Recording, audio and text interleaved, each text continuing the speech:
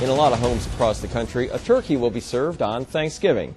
And as chefs wrestle with the bird and all the dishes that go with it, they may neglect food safety, in which case the Thanksgiving feast can wind up making people sick. And joining us now to discuss Thanksgiving food safety is Stephanie Deal, Family and Consumer Sciences Extension Agent with Virginia Cooperative Extension. She's also a registered dietitian. Stephanie, thanks for joining us. Oh, thank you, Bob. Now, what are the food safety problems that occur at Thanksgiving? Well, I think one thing that people often think about is the stuffing. They've heard a lot of things about making sure the stuffing is done. And if you feel that you want to put the stuffing in the bird, which may be a tradition in your family and maybe something you really want to do, you want to make sure that that stuffing that you put inside the bird that is now covered with turkey juice and has all the bacteria that may come with that in it, you want to make sure that you get that stuffing to at least 165 degrees. And in order to do that, you will need to cook the bird probably to a higher temperature than that, since the stuffing's inside in the middle, which is going to take longer to heat. So you want to make sure you get that stuffing done, or you put the stuffing in a separate pan and bake that separately in the oven. So to get it to 165, you've got to take that thermometer and test the stuffing. And test the stuffing. I mean, it's important to test the turkey when you're cooking it, but you want to check that stuffing because that needs to be at least 165 degrees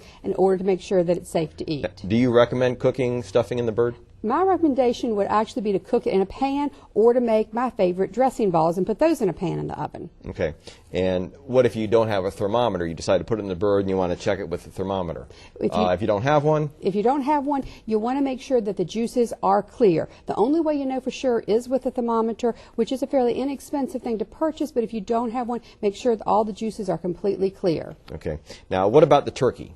Now, for the turkey, you want to make sure that you cook the turkey at a high enough oven temperature. I've had questions in the last couple of weeks about, can I cook my turkey at 250 degrees and do it for 6, 8, 12 hours overnight? People wanted to do it at a very low temperature for a longer amount of time.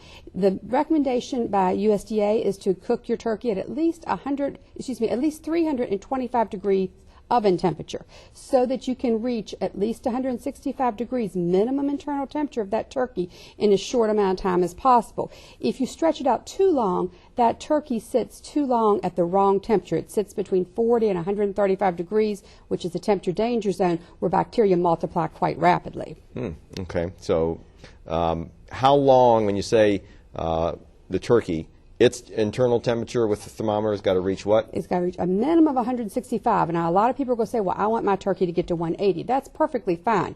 The 165 is just a minimum temperature. 180 is great. How long should it be at 165? It should be at 165 for at least 15 seconds. So it's not a real long amount of time, but it does need to reach that temperature in the thickest part of the turkey, which is typically the turkey breast. Okay. Now, in this case, what if you don't have a thermometer for the turkey? If you don't have a thermometer for the turkey, again, the juices should all run clear. When you're checking it, also you may want to tug on the leg a little and make sure there is some give with that joint. If there isn't much give there, then that would indicate that the turkey is not thoroughly cooked. Okay. How long can food be left out? We hear about, leaving the dinner table, people come back throughout the afternoon.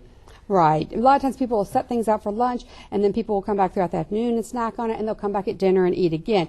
It's best if food doesn't sit at room temperature any longer for 2 hours, and definitely no more than 4 hours. But, within 2 hours, the food should be packed up, put in the refrigerator, and then get it out again and eat on it again. That's fine. How long is turkey good in the refrigerator? In the refrigerator, if it's kept at the right temperature, you can keep that turkey for up to a week. You can use it as leftover turkey sandwiches. You may make turkey pot pie with it, and you can keep using that for the next week. And gravy? And gravy, only about 3 days for gravy. Okay. Stephanie Deal, Extension Agent with Virginia Cooperative Extension and a registered dietitian. Thank you so much for joining us. Thank you, Bob. And here's some other help for you tomorrow or today.